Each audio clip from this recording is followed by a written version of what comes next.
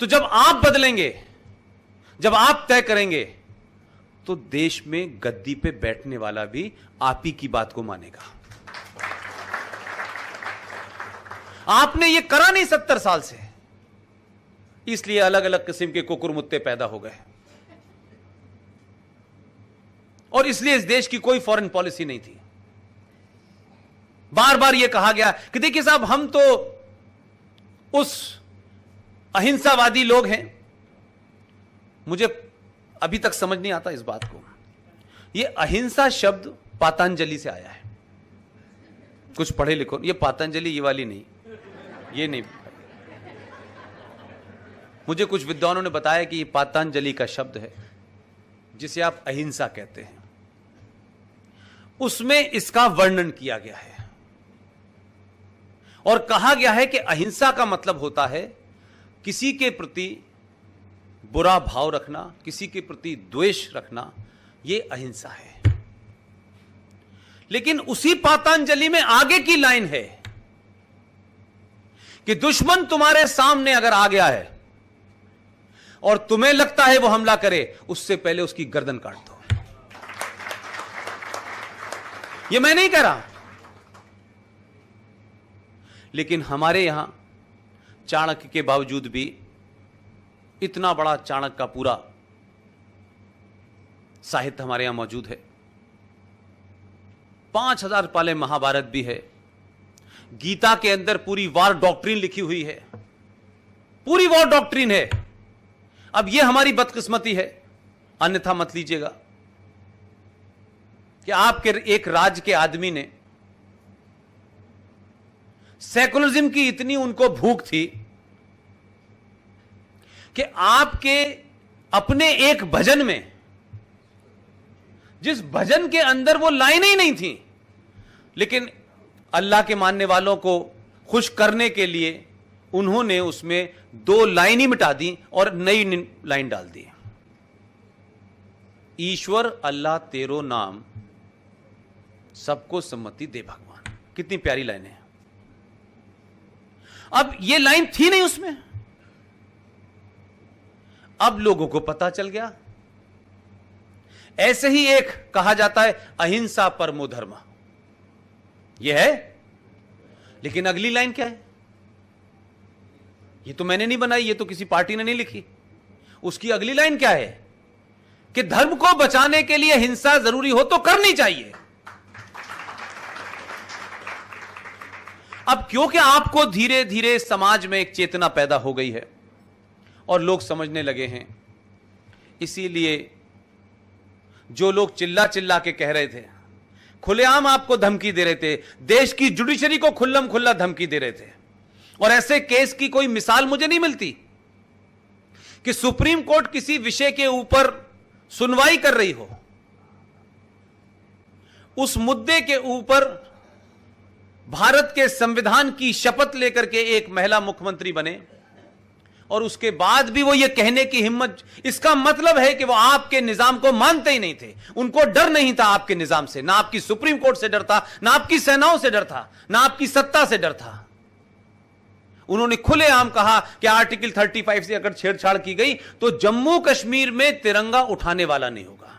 जबकि supreme court सुन रही थी। कोई कंटेम्प्ट ऑफ कोर्ट नहीं हुआ इस देश के अंदर, कोई कंटेम्प्ट ऑफ कोर्ट नहीं हुआ, क्योंकि लोग ये मानते हैं, मेरा भी ये मानना है, कि समाज की कमजोरी जब होती है तो सत्ता और व्यवस्था के अंदर भी लोग उसका फायदा उठाते हैं। क्योंकि आप किसी को मार नहीं सकते, डरा नहीं सकते, लिहाजा हो यह रहा है कि कुछ भी को क्या फर्क पड़ता है। कोर्ट ने नोटिस नहीं लिया तो उसी महबूबा मुफ्ती ने दोबारा कहा कि हम 1947 जैसे हालात कर देंगे।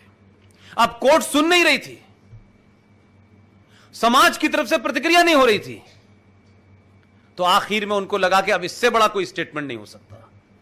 उन्होंने स्टेटमेंट दिया कि आर्टिकल 35 पे बारूद है, किसी ने हाथ रखा तो हाथ ही नहीं जलेगा, पूरा जल जाएगा। उनको लगा डरेगा। उन्होंने इनको बारूद से खेलने का शौक है, मैंने सुना यहां से ऐसी ट्रेनिंग लेके गए, इन्होंने बारूद ही उड़ा दिया पूरा। अब वो घर से नहीं निकल रही कि मार ही जाएंगी। सरकार की सहमति से कस्टडी में है। सरकार ने जबरदस्ती नहीं रखा है। सरकार अगर छोड़ देगी ना कल, तो कश्मीरी बोटी बोटी निकाल लेगा इनकी, क्योंकि इनमें से किसी का खानदान, शेख अब्दुल्ला बहुत एक मामूली सा आदमी था, कोई बहुत खानदानी आदमी नहीं था। शेख अब्दुल्ला के बेटे फारूक अब्दुल्ला, उमर अब्दुल्ला, इनसे पूछो बर्मिंघम के अंदर, लंदन के अंदर अरबों की प्रॉपर्टी कहां से आई तुम्हारे पास? दिल्ली के 5 स्टार होटल में तुम्हारा शेयर कहां से आया? लिहाजा आपने जिस आदमी को बही खाता लेके भेजा है, उस आदमी ने सारी फाइलें उसके पास हैं, सब फाइलें उनके पास हैं।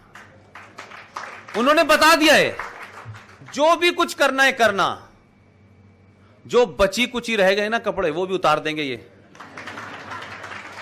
लिहाजा ध्यान रखिएगा, ये जो चल रहा है ना कि वो नजर बंद है, इंटरनेट नहीं आ रहा, वो चाहते हैं इंटरनेट भी ना आए इस वक्त,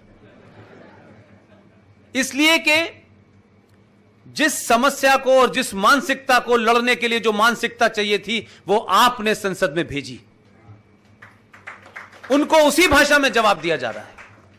और मैं मानता हूं कि किसी को बुरा लगे कि देखिए साहब ये भाषा, ये जो हमको बहुत महान बनने का शौक है, आप अपनी महानता को रखें, लेकिन इंतजार करें कि यह समाज जिस दिन आदर्श हो जाए उस दिन महानता की बात करिए। आज यह समाज आदर्श नहीं है। आज आपको इस्लामिक आतंकवाद से लड़ना है तो उसी हथियार से हमला करना पड़ेगा, और यह चौतरफा होगा।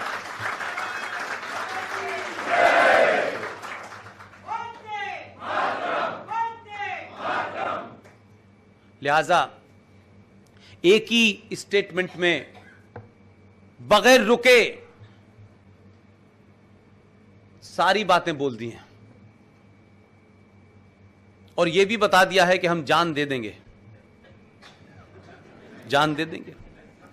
अब ये कह रहे जान दे देंगे, वो समझ रहे हैं जान ले लेगा। वो जो पूरे इस्लामाबाद की हालत है वो मुझसे बेहतर इसलिए नहीं कोई जानता कि जिस मुल्क में 12 साल नौकरी की, उसमें कुछ दोस्त कहते हैं कि हम तो समझे थे कि हिंदुस्तान का पहला शरीफ आदमी है, तुमको 12 साल हमने नौकरी, तुम भारत में पहले आदमी हो, लेकिन तुम अब आखिरी आदमी हो जिसने उसका भी धर्म नहीं निभाया। लिहाजा सिस्टम हिला हुआ है। ये जो धमकियों से देश डरता रहा, और धमकी भी कोई महान देश देता, कोई अमेरिका देता, कोई रशिया देता तो समझ में आ रहा था। ये धमकी मुझे ऐसे लगती है कोई जुगनू जो है वो सूरज को डरा रहा है, लेकिन डर रहे थे लोग। अब बहुत कहा शायद समझ में आ जाए, काश समझ में आ जाए। अब घर बार सब लुट गया है। अब 1 इंच का जमीन का हिसाब होगा, ये कहां से आई है। चिंता इस बात की नहीं है कि 35 पे हट गई है, हमारे चेहरे पे से नकाब हट गया है, इसलिए नंगे हो गए, इसकी चिंता है। अब जम्मू कश्मीर में क्या होने वाला है? कुछ नहीं होने वाला है। इस देश में एक वर्ग है जो 70 सालों से इस देश के सिस्टम में नाजायज चीजों का खूब भोग कर रहा था, उनका आना बंद हो गया है। और जो इंडस्ट्री चल रही थी इंडो पाक फ्रेंडशिप और दोस्ती, 40 इधर से जाओ 50 इधर से आओ, तुम दिल्ली में शराब पियो, हम लाहौर में शराब पिएंगे, फिर उसके बाद फिर तुम अपने अपने घर चले जाएंगे, और भारत पाकिस्तान के बीच में दोस्ती की बात होगी। तो सरकारों को भी शौक हो गया था। ट्रैक 2, ट्रैक 3, ट्रैक 4, अरे भाई 4 लेन की सड़क बननी थी, बना दी, अब कौन सा ट्रैक चाहिए आपको? तो ये जो 50-60 लोगों की इंडस्ट्री थी, जिसमें नाम मत नहीं लेना चाहता मैं, उनको बड़ा नहीं करना चाहता, उन्होंने चिट्ठी लिखी है, सुप्रीम कोर्ट में केस करने गए हैं, उसमें 90% आप ही के हमारे समाज के लोग हैं। लिहाजा उनकी ट्रैक टू डिप्लोमेसी, उनके टूर सब बंद हो गए। बड़े बड़े पत्रकारों की दुकानें बंद हुई हैं, बड़े बड़े एनजीओ की दुकानें बंद हुई हैं, वो अभी आपको डराना चाहते हैं। उनको लग रहा है कि गुजरात 1947 का गांधी वाला है। उनको नहीं समझ में आ रहा कि यह भारत सावरकर और बोस का है। इसलिए डराने से बात नहीं बनने वाली है। अब आप सवाल पूछ रहे हैं, आप किसी को मार नहीं रहे हैं, आपने चंद सवाल पूछे हैं कि भगवान रामचंद्र जी के बारे में खूब आप पगड़ी उछालेंगे, सीता के बारे में पगड़ी उछालेंगे, कृष्ण के बारे में आप अश्लील बातें करेंगे, लेकिन इस समाज को जैसी आदत है इग्नोर करता, इग्नोर कर दिया। लेकिन उनको लगा कि ये इग्नोर नहीं करता, ये कायर समाज है। तो अब सवाल यह हो रहा है कि मोहम्मद साहब ने कितनी शादियां की थी, ये बताओ, कब कब की थी, मेरे सर्टिफिकेट दो उनका। ये भी पूछ रहे हैं कि मोहम्मद साहब के दामाद को किसने मारा, उनकी बेटी को किसने मारा, उनके नवासों को किसने मारा। और अब आप ये भी पूछ रहे हैं, जो मैं थोड़ी देर पहले किसी से कह रहा था, कि मोहम्मद साहब के खानदान में उनके नवासों के नवासों को, उनके परिवार के लोगों को सिंध के राजा दाहिर ने अपने घर में शरण दी थी या नहीं दी थी, ये बताओ। वो हिंदू राजा था, उसने शरण इसलिए नहीं दी थी कि उसे वोट चाहिए थे मुसलमानों के, तब भी उसने अपना धर्म निभाया। और उन मोहम्मद साहब जिनके नवासों को, जिनके दामाद को, जिनके परिवार के लोगों को मारने वाले मारते वक्त अल्लाह का नाम ले रहे थे, कलमा पढ़ रहे थे, नारे तकबीर कह रहे थे, ना उसमें आरएसएस थी, ना बीजेपी थी, ना कोई हिंदू, ना रामलाल, ना श्यामलाल, ना आरएसएस की कोई वहां ब्रांच थी भाई। लेकिन ताज्जुब देखिए, क्योंकि यह बात आपने कभी कही नहीं। आपने अपने इतिहास में जो पुरुषार्थ के काम किए हैं, कम से कम वो भी हमको नहीं बताए गए। जो मीर कासिम आया, जिस मीर कासिम ने हमला किया सिंध के ऊपर, वो मीर कासिम पाकिस्तान का हीरो है। उसने बचे हुए मोहम्मद साहब के खानदान को मारा, राजा दाहिर को मारा, राजा दाहिर की पत्नी को मारा, पूरे खानदान को मारा, राजा दाहिर भी मर गया। लेकिन उसके जीते जी मोहम्मद साहब के परिवार के जो भी लोग थे, उसने बचाने की कोशिश की, उन्होंने उनको भी मारा। क्या ट्रेजेडी है कि जिसने मोहम्मद साहब के खानदान को बचाया, उनके वंशजों को आप काफिर कह के मारने की अधिकार रखते हैं, और जिन्होंने मारा वो आपका हीरो है।